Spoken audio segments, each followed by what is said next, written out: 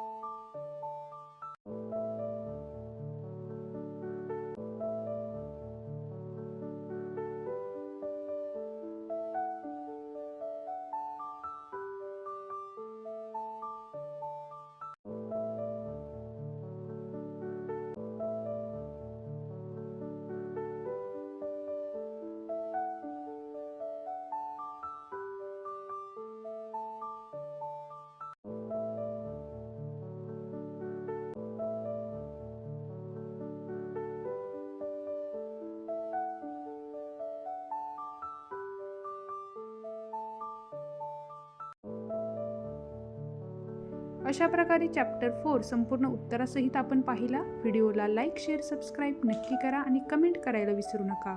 धन्यवाद।